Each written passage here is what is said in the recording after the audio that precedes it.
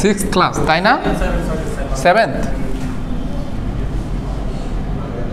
আচ্ছা 7th class. তো jute ফাইবারের আমরা বেসিক ধারণাগুলো পড়ছি, এখন আমরা মূলত পড়বো যে জুট ফাইবারটা আসলে কোন ক্লাইমেটের সাথে স্যুট করে। বাংলাদেশে কেন জুট ফাইবারকে গোল্ডেন ফাইবার বলা হয়তো না? সো এটা কেন বলা হয়? কারণ মূলত এটা বাংলাদেশের যে কন্ডিশন আছে, কারণ আমি বলছিলাম যে কটন ফাইবার যে গ্রো হয়, বেস্ট কোয়ালিটির কটন ফাইবার কি বাংলাদেশে হয়? হয় না, কারণ আমাদের যে ক্লাইমেট কন্ডিশন এটা স্যুট করে না। সো জুট ফাইবারটার ক্ষেত্রে কিন্তু স্যুট করে। দেখেন যে suitable climate for growing jute, warm and wet climate, যেটা আমাদের কাছে কিন্তু আছে। হ্যাঁ, আমাদের মতো বাংলাদেশের মতো এত সিজন চেঞ্জ হয় এরকম কিন্তু খুব কম দেশই আছে, যে ঠান্ডার সময় অনেক ঠান্ডা থাকা যাচ্ছে না, গরমের সময় অনেক গরম, একদম পুরা মধ্যপ্রাচ্যের মতো গরম। কিন্তু এরকম মানে দুই ধরনের বলেন 6 ধরনের না আমাদের ক্লাইমেট চেঞ্জ হয়, যেহেতু 6টা সিজন আমাদের। সো এরকম ক্লাইমেট চেঞ্জ কিন্তু অন্যান্য দেশে হয় না। সো এই ওয়ার্ম এবং ওয়েট ক্লাইমেট এটা হচ্ছে জুট ফাইবার কাল্টিভেশনের জন্য একদম সুইটেবল। তারপর কি বলছে? তারপর হচ্ছে temperature from 20 degree to 40 degree and relative humidity of 70 to 80% favorable for successful jute cultivation। আমাদের দেশের টেম্পারেচারের সাথে সুইটেবল না? 20 থেকে 40 আমাদের দেশের টেম্পারেচার মোটামুটি এরকম থাকে না বিভিন্ন ইয়াতে। আচ্ছা, এখন সোয়েল অ্যান্ড ল্যান্ড টাইপ, আমি মূলত হচ্ছে এগুলো বোরিং লাগবে, আমি একটা ভিডিও দেখাবো আপনাদের যে জুট ফাইবার হচ্ছে শুরু থেকে একদম শেষ পর্যন্ত কিভাবে কাল্টিভেট করা হচ্ছে, এটার একটা আমি ভিডিও দেখাবো আপনাদেরকে ইউটিউব থেকে। সো এইগুলা মূলত হচ্ছে আপনাদের কিছু ধারণা দেওয়ার জন্য যে কি ধরনের সয়েল লাগবে, কি টাইপের সিড লাগবে, একটা সিড আরেকটা সিডের মধ্যে ডিস্টেন্স কেমন হবে, এগুলো তো জানা দরকার আছে। যদিও আপনারা কৃষক না, জুট ফাইবার হয়তো বা চাষ করবেন না, কিন্তু এগুলো জানার দরকার আছে। কারণ আপনাকে তো এটা আইডিয়া পরে দিতে হবে যে হচ্ছে সুইটেবল যে জুট ফাইবারটা প্রোডাকশন হওয়ার জন্য আপনার বাকি যে প্যারামিটারগুলো আছে, যেমন সিড কেমন লাগবে, seed two seed distance, Soyel কেমন লাগবে, আপনার ফার্টিলাইজার কেমন লাগবে, সো মাটিটা কীরকম হতে হবে, সো এগুলো তো জানতে হবে। এগুলো এখানে লেখা আছে, দেখেন পড়েন তো, একজন পড়েন, টপিক্সগুলো লিখে রাখবেন, অন্তত টপিক্সগুলো যে কী টপিক্স পড়াচ্ছি, জুট ফাইবার কাল্টিভেশন প্রসেস পড়াচ্ছি। একজন পড়েন, সামনে কে আছেন? আপনি পড়েন। তাসিনের আজকে মন খারাপ, বসে পড়েন। হ্যাঁ, সামনে যায় পড়েন, সমস্যা নেই। কি বলছে?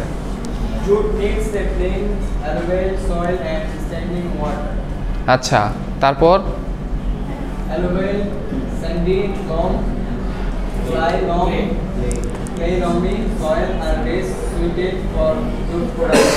তারপর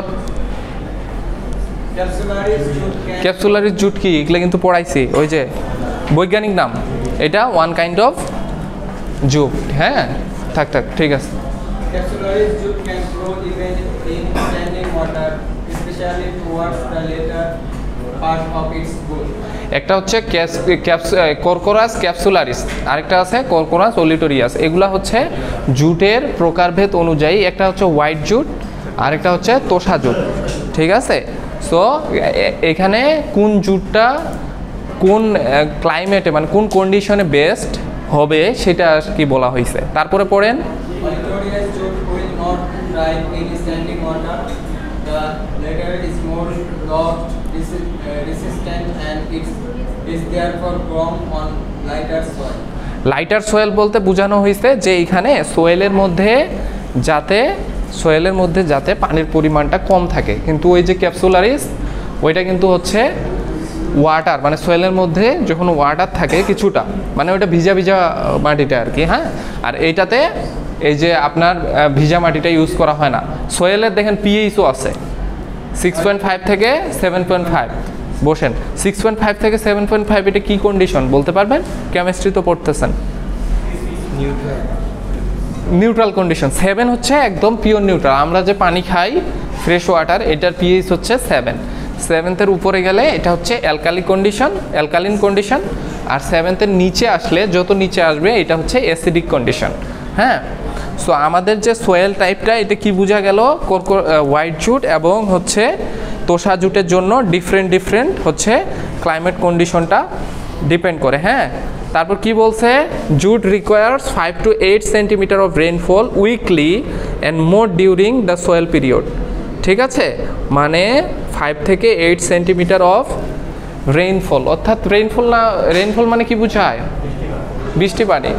সো বৃষ্টি পানি না হলে মূলত পানিটা দেওয়া হয়, সেচের মাধ্যমে দেওয়া হয়। এটা 5 থেকে 8 সেন্টিমিটার অফ মানে হাইট, মানে পানিটুকু কতটুকু থাকবে মাঠে, এটা মানে যখন আমরা হচ্ছে কখন, এটা যখন আমরা সোয়িং করি, মানে যখন বপন করি, বপনের সময় এই 5 থেকে 8 সেন্টিমিটার অফ রেইনফল উইকলি এটার দরকার হয়। Planting time, jute is a rainy season crop sown from March to May according to the rainfall and the types of land. ঠিক আছে, রেনি সিজনে মোটামুটি আমাদের জুট ফাইবারটা হয়। এটা একটা সুবিধা, কারণ আমাদের অনেক মেজর ক্রপস আছে যেগুলো রেনি সিজনে আসলে হয় না, বেশি পানি থাকলে হয় না। ঠিক আছে, যেমন ওই যে সবজি জাতীয় প্রোডাক্টগুলা, এগুলো কিন্তু বেশি পানি থাকলে নষ্ট হয়ে যায়। যেমন আলুতে যদি পানি লেগে থাকে, আলু কি থাকবে? থাকবে না। সো এইটা কিন্তু একটা সুবিধা যে আমরা রেনি সিজনে হচ্ছে জুট ফাইবারটা, তখন আমরা হচ্ছে ওই ল্যান্ডটাকে কাজে লাগাইতে পারতেছি, যেহেতু এটা রেনি সিজনটা হচ্ছে প্রিফারেবল, কারণ পানির প্রয়োজন হয় এখানে। এখানে দেখেন কিছু প্যারামিটার দেওয়া আছে যে আমাদের তোষা জুট এবং হোয়াইট জুট, তোষা জুট এবং হোয়াইট জুট যে আমরা বপন করব, এগুলোর কিছু প্যারামিটার দেওয়া আছে, যেমন লাইন থ্রোয়িং, ব্রডকাস্টিং, স্পেসিং। এটা হচ্ছে সিড রেট কেজি পার হেক্টর। হ্যাঁ, মানে প্রতি হেক্টরে কত কেজি সিড আমরা বপন করতে পারবো, প্রতি হেক্টর জমিতে আমরা কত কেজি সিড বপন করতে পারবো। যদি লাইন শোয়িং করি হচ্ছে আপনার তোষা জুটের ক্ষেত্রে 5 কেজি পার হেক্টর, আর হোয়াইট জুটের ক্ষেত্রে 7 কেজি পার হেক্টর। তার মানে কি বোঝা যাচ্ছে যে হোয়াইট জুটে আমাদের বেশি পরিমাণে হচ্ছে, মানে প্রতি ইউনিট প্রতি জমিতে আমাদের বেশি পরিমাণে সিড বপন করা যায়, যেটা তোষা জুটে করা যায় না। তোষা জুটে কিন্তু কম পরিমাণ বীজ বপন করতে হয়। এবং আমাদের যে সিড টু সিড ডিস্টেন্স, এগুলার কিছু দেওয়া আছে। স্পেসিং যে 25/5 সেন্টিমিটার, অর্থাৎ আমরা যে দুইটা যে সিড দিব, এটা হচ্ছে লেন্থটা হবে এক সিড থেকে আরেক সিড হচ্ছে 25 সেন্টিমিটার, এবং এই পাশে যে থাকবে এটা হচ্ছে, ধরেন এটা একটা সিট, এটা একটা সিট, এটা একটা সিট। সো এখান টু এখানে হচ্ছে ডিস্টেন্সটা হচ্ছে কত, 25 সেন্টিমিটার। আর এই যে উইথ বরাবর যে ডিস্টেন্সটা, এটা তো আরও কম হবে, তাই না? এখানে হবে। সো এটা যদি এটা হচ্ছে কত, এটা হচ্ছে 5 সেন্টিমিটার। এটা কিসের ক্ষেত্রে, কোন জুটের ক্ষেত্রে? তোষা জুটের ক্ষেত্রে। বোঝা যাচ্ছে এই যে 25/5 কেন দিছে, এগুলো জাস্ট হচ্ছে জানার জন্য। ঠিক আছে, আপনাদের একটা ডকুমেন্টস থাকলো এবং এগুলো আপনারা একটু দেখলেন যে এইভাবে করলে আপনার হচ্ছে বেস্ট যে জুটের কোয়ালিটি সম্পূর্ণ যে জুট ফাইবারটা, সেটা আপনারা উৎপাদন করতে পারবেন। সো এটা হচ্ছে 5 সেন্টিমিটার। আর নং প্লান্টস পার স্কোয়ার মিটার হচ্ছে তোষা জুটের ক্ষেত্রে হচ্ছে 80টা এবং হোয়াইট জুটের ক্ষেত্রে হচ্ছে 67। সো আমাদের হচ্ছে উইকলি ম্যানেজমেন্ট কিছু আছে, উইড ম্যানেজমেন্ট কিছু আছে। সো আমাদের যে ইয়াটা আছে, আপনার অপারেশনগুলো যে আছে এগ্রিকালচার, সো এই অপারেশনগুলোর হচ্ছে এখানে বিভিন্ন প্যারামিটারগুলো দেওয়া আছে, এগুলো আপনারা দেখে নেবেন। এখানে জাস্ট হচ্ছে প্যারামিটারগুলো দেওয়া আছে। ঠিক আছে, কি কোনো কোশ্চেন আছে? কি কোশ্চেন বলেন? আপনার মন খারাপ কেন, কি হয়েছে? ক্লাসে কোনো ঝামেলা হয়েছে নাকি? আচ্ছা আচ্ছা, ওয়াটার ম্যানেজমেন্ট। আচ্ছা, ওয়াটার ম্যানেজমেন্ট মানে কি বলেন তো? হ্যাঁ, এগুলার কিছু প্যারামিটার দেওয়া আছে, এগুলা কি বলে দিতে হবে? এগুলো বলে না দিয়ে আমি হচ্ছে যে ইয়াগুলো আছে ওগুলা, ড্রেনেজ ব্যবস্থা, ড্রেনেজ মানে পানি নিষ্কাশন, এগুলো হচ্ছে আপনারা দেখবেন, দেখে যদি না বুঝবেন আমাকে হচ্ছে বলবেন। ফার্টিলাইজার অ্যাপ্লিকেশন মানে কতটুকু আপনারা ফার্টিলাইজার দিবেন, এটা ডিস্ট্রিবিউশন দেওয়া আছে। তোষা জুটের ক্ষেত্রে আলাদা, হোয়াইট জুটের ক্ষেত্রে আলাদা। এটা কি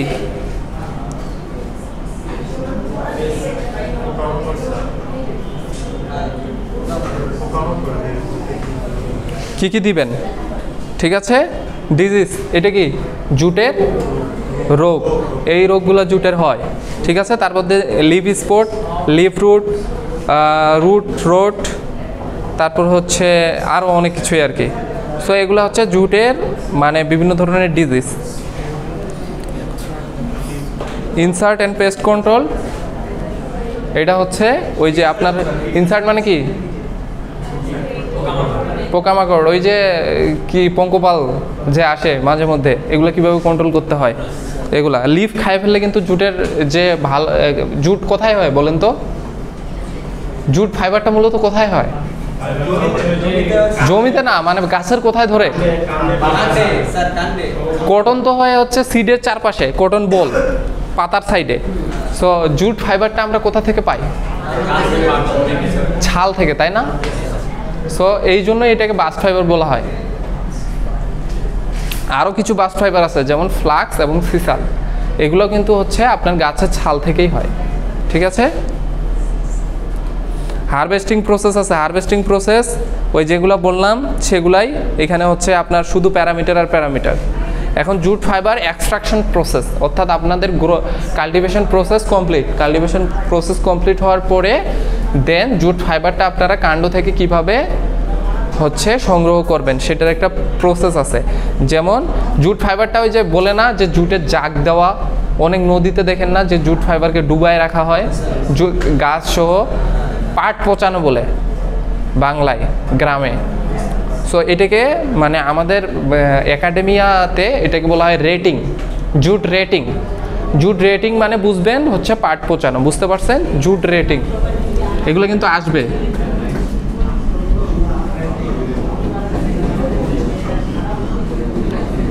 এখন জুট রেটিং কিন্তু তিন ভাগে করা যায়। একটা হচ্ছে ট্যাঙ্ক রেটিং, কেমিক্যাল রেটিং, আরেকটা আছে জো রেটিং মেবি। সো এইটা হচ্ছে আপনার জুট রেটিং মানে কি বুঝছেন? মূলত পাটটা হয়ে যাওয়ার পরে মানে আমাদের জুট ফাইবারটা একদম প্রপারলি যখন গ্রো করার পরে দেন এটা আমরা যখন কেটে আমরা যখন হচ্ছে অনেকে নদী নালাতে রাখে, আর হচ্ছে যারা ইন্ডাস্ট্রিয়ালভাবে করে তারা তো হচ্ছে ওদের অনেকগুলো ড্যাম থাকে, অনেকগুলো এরকম তারা হচ্ছে ম্যানমেড ভাবে তারা হচ্ছে এগুলো ডেভেলপ করে কেমিক্যাল দিয়ে এগুলোকে পচায় কী কারণে? কারণ হচ্ছে ছালটা যাতে উঠে আসে, ঠিক আছে। এটাকে বলা হয় জুট রেটিং। এই জুট রেটিং হচ্ছে তিন ভাগে করা যায়। সো এই তিন ভাগে আমরা বিস্তারিত পড়বো। তবে হচ্ছে যেটা প্রসেস আছে যে জুট ফাইবার এক্সট্রাকশন প্রসেসটা, সেটা হচ্ছে প্রথমে bundle struck, retting, stripping, washing, তারপর কি এটা কাচ্চা প্যাকিং, তারপর হচ্ছে বেলিং। আরেকটা জিনিস আছে শুনেন, পাক্কা জুট, কাচ্চা জুট, এরকম একটা পাবেন, PUCCA, ঠিক আছে। এগুলার হচ্ছে আপনার প্রসেসটা হচ্ছে ডিফারেন্ট, হ্যাঁ। সো তারপরে হচ্ছে স্টোরেজ, ট্রান্সপোর্ট। আচ্ছা, এগুলো হচ্ছে আমরা যখন ভিডিওগুলো দেখব তখন আপনারা বুঝতে পারবেন। আর রেটিংয়ের যে বিষয়টা সেটা হচ্ছে আমাদেরকে একটু বিস্তারিত পড়তে হবে, যে রেটিং করার জন্য, কেমিক্যাল রেটিং করার জন্য আপনাদের কী কী জিনিস লাগতেছে, দেন হচ্ছে ডিউ রেটিং করার জন্য কী কী জিনিস লাগতেছে, তারপর হচ্ছে আপনার ট্যাঙ্কে রেটিং করার জন্য কী কী জিনিস লাগতেছে, এগুলো একটু পড়তে হবে। স্টেপিং হচ্ছে আপনার জুট ফাইবারটাকে যখন আপনি কাণ্ড থেকে তুলে নিলেন, কাণ্ড থেকে তুলে নেওয়ার পরে দেন এটাকে হচ্ছে, এটা তো একটা ফাইবার আরেকটা ফাইবারের সাথে লেগে থাকে। কেন লেগে থাকে বলেন তো? লিগনিনের জন্য। আমি বলছিলাম যে লিগনিন নামক একটা উপাদান থাকার কারণে একটা ফাইবার টু আরেকটা ফাইবার লেগে থাকে। সো এইটাকে এই যে এরকম চিরুনির মতো লোহার হচ্ছে আপনার অনেকগুলা ক্লাম থাকে, এটার মধ্যে আছড়ায় ফাইবারগুলোকে ইন্ডিভিজুয়াল ফাইবারে পরিণত করা হয়, ঠিক আছে। আর ওই যে বাকি যে উপদ্রব্যগুলো বিভিন্ন ধরনের আমাদের কেমিক্যাল থাকতে পারে, ওটাতে লিগনিন থাকে, পেকটিন থাকে, এগুলাকে হচ্ছে কিছু পরিমাণে দূর হয়ে যায় এখানে, ঠিক আছে। বোঝা যাচ্ছে? এখানে এই যে দেখেন রেটিং প্রসেস, এইভাবে কোথাও দেখছিলেন আপনারা? গ্রামে বাসা কার কার? সবার তো গ্রামেই বাসা, শুধু আপনার না। আচ্ছা, এরকম দেখার কথা এরকম হচ্ছে দৃশ্য দেখার কথা, ঠিক আছে। ফাইবার এক্সট্রাকশন, ওয়াশিং, এই যে ফাইবার এক্সট্রাকশন করার পর ওয়াশিং করা হচ্ছে, তারপর হচ্ছে ড্রাইং করা হচ্ছে, তারপর ট্রান্সপোর্ট করা হচ্ছে। আচ্ছা ইউজেস কি আবার বলতে হবে? ইউজেস সম্পর্কে তো একটা ক্লাস নিছে পুরা, যে জুট ফাইবার কী কী কাজে ইউজ হচ্ছে। সো আমি মূলত হচ্ছে জুট ফাইবারের এই যে দেখেন এই যে প্রোডাক্টগুলা, বাই প্রোডাক্টগুলা, হ্যাঁ আপনারা কিন্তু জুট ফাইবার নিয়ে কাজ করতে পারেন। আপনারা যদি রিসার্চ ডেভেলপমেন্টের কাজ করেন, অ্যানালাইসিসের কাজ করেন, জুট ফাইবার নিয়ে কাজ করতে পারেন। জুট ফাইবার নিয়ে অনেক কাজ হচ্ছে, মূলত জুট ফাইবারের সারফেস ট্রিটমেন্ট নিয়ে অনেক কাজ হচ্ছে।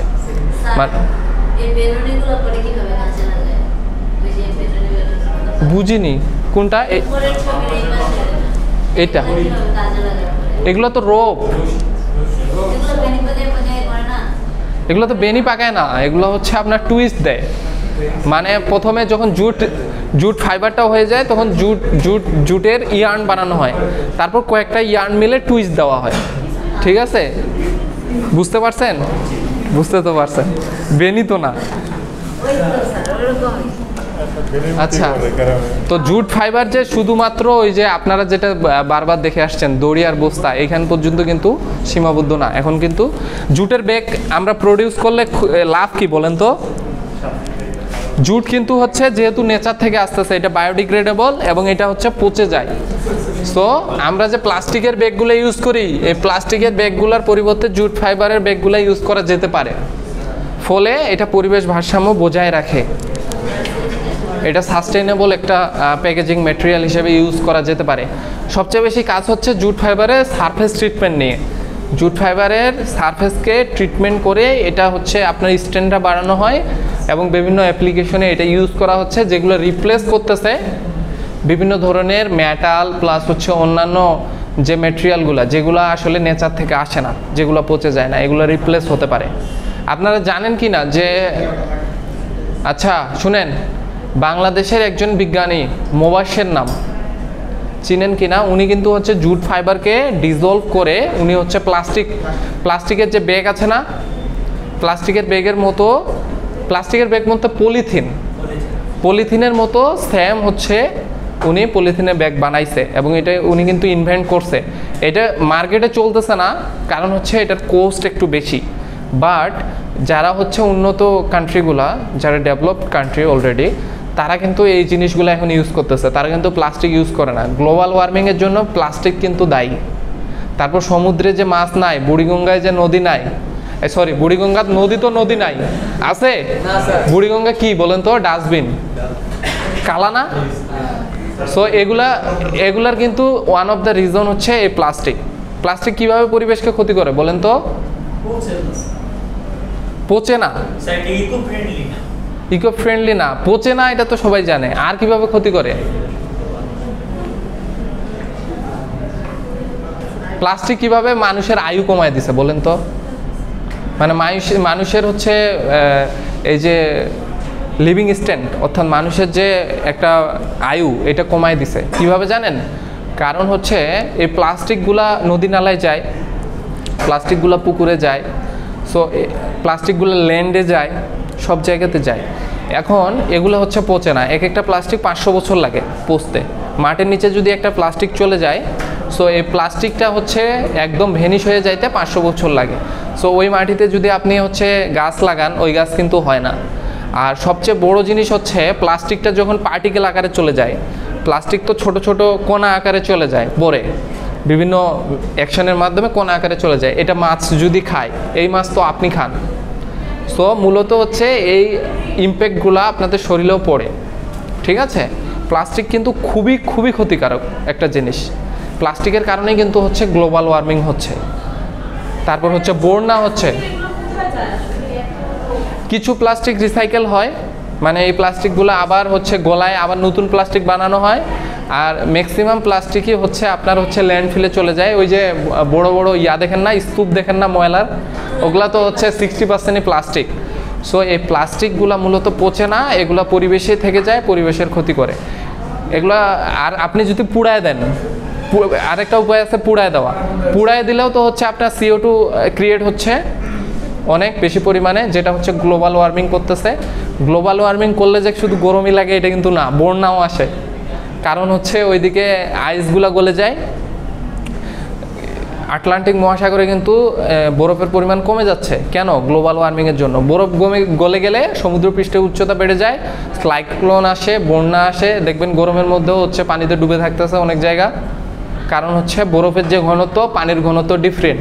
মানে 1 কেজি পানি যখন বরফ হয়ে যায় তখন একটা অল্প জায়গায় থাকতে পারে, বাট 1 কেজি পানি, 1 কেজি আর বলতেছি 1 লিটার পানি, 1 লিটার পানি যখন একটা আমরা ইয়াতে রাখি, একটা পাত্রে রাখি, তখন এটা বেশি জায়গা দখল করে। সো বেশি জায়গা দখল করে এইরকম মিলিয়নস অফ টনস তো বরফ গলে যাচ্ছে। সো এগুলো কই থাকবে? তখন সমুদ্রপৃষ্ঠের উচ্চতা বেড়ে যায়, তখন সমুদ্রে উপকূলবর্তী এলাকাগুলা হচ্ছে ডুবে যায়। ঠিক আছে না? বাংলাদেশের কিন্তু অনেক জায়গা হচ্ছে ডুবে যাবে যত বয়স, মানে যত ইয়ার যাচ্ছে। ওই যে সুন্দরবন এলাকায়, ওই এলাকাগুলোতে অনেক জায়গা ডুবে যাবে শুধুমাত্র এইগুলা কারণে, কার্বন ডাইঅক্সাইড নিঃসরণ আর প্লাস্টিকের কারণে। আর আপনাদের হেলথে তো অনেক বেশি ইয়া চলে আসতেছে। কারণ আগে আপনারা শুনেননি, মানুষ কিন্তু আগে অনেক দিন বাঁচত। আদম আলাইহিস সালাম কত বছর বাঁচছিল? এখন মানুষ কত বছর বাঁচে? আগে কিন্তু আসলে মানুষ 200-300 বছর বাঁচছে। তারপর হচ্ছে কিছুদিন আগেও শোনা যাইতো যে 110 বছর, 100 বছরের মানুষ ছিল, এখনো আছে, কেউ কেউ আছে। কিন্তু এই সবাই খাতা গুছাচ্ছেন কেন? ক্লাস কি শেষ? গল্প করতেছি নাকি? এগুলা কিন্তু পড়ার অংশ। সো ওই যে ডক্টর মোবাশ্বের, উনি কিন্তু হচ্ছে আপনার জুটের প্লাস্টিক বানাতে সমর্থ হয়েছে, যেটা হচ্ছে বায়োপ্লাস্টিক। ওই প্লাস্টিক হচ্ছে পরিবেশে গেলে পচে যায়, সার হয়। এটা আরও পরিবেশের জন্য ভালো। সো এগুলা আমাদের হচ্ছে ইউজ করতে হবে। এগুলো নিয়ে আপনারা ফার্দার কাজ করবেন। আপনারা যেহেতু টেক্সটাইল ইঞ্জিনিয়ার, ফার্দার কাজ করবেন। আপনারাও অনেক কিছু প্রোডাক্ট ডেভেলপ করে এগুলো হচ্ছে আপনারা মার্কেটে নিয়ে আসবেন। বুঝে গেছে? জুট ফাইবারের এন্ড ইউজেস আর বলতে হবে। এই যে বিভিন্ন ধরনের ব্যাগগুলা, বিভিন্ন ধরনের হচ্ছে শোপিস, বিভিন্ন ধরনের অর্নামেন্টস জাতীয় অনেক কিছু জুট ফাইবার দিয়ে তৈরি করা হচ্ছে। জুট ফাইবারের শাড়িও হয়, জুট ফাইবারের স্যান্ডেল হয়, শপ হয়। আচ্ছা, এখানে একটা কোস্টের ক্যালকুলেশন দেওয়া আছে যে প্রতি হেক্টর প্রতি আমাদের জুট ফাইবার কাল্টিভেশন এবং ফাইবার প্রোডাকশনের জন্য আমাদের কত কোস্ট হচ্ছে, এগুলো দেওয়া আছে। কিছু কনক্লুশন দেওয়া আছে। স্লাইড শেষ, কিন্তু আমাদের কাজ শেষ না, আমরা একটা ভিডিও দেখব। ঠিক আছে?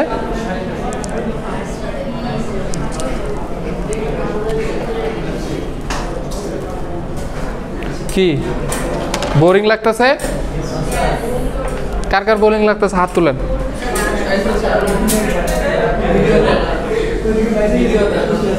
ভিডিও দিব তো এখন।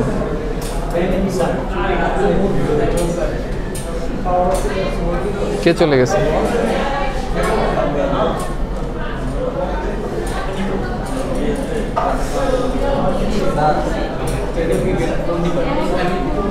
ওই এক্সাম দিচ্ছে, সব ডিপার্টমেন্টই আছে।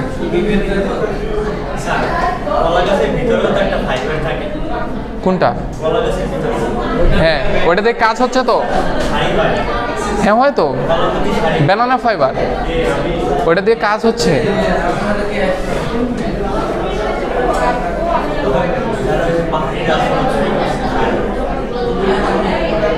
সার্চ দেওয়াটা অনেক কঠিন।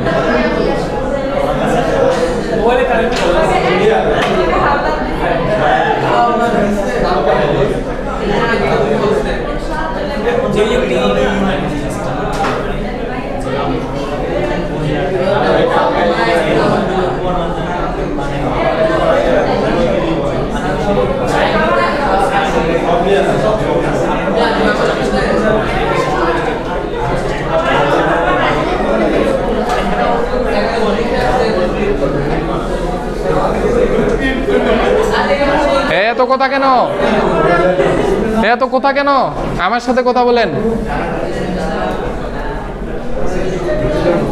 টেক্সটাইলে পড়ে কি ভালো লাগতেছে না খারাপ লাগতেছে? কি বুঝতেছেন না?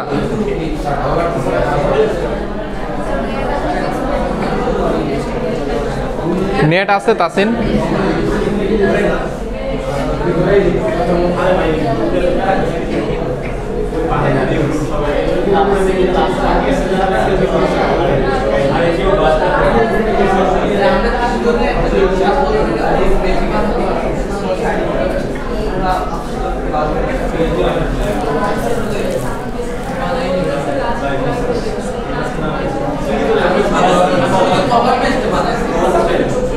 কি একটু ইয়া হলে খালি গল্প আর গল্প, নেট নাই কেন?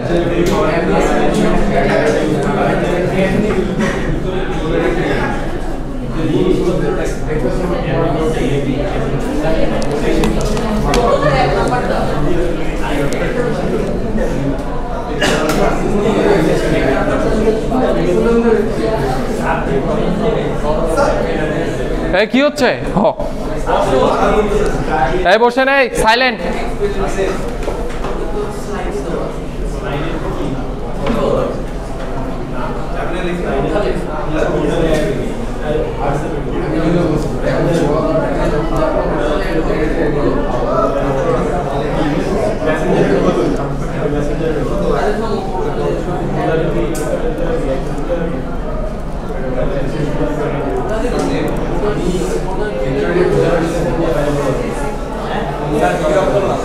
Moscow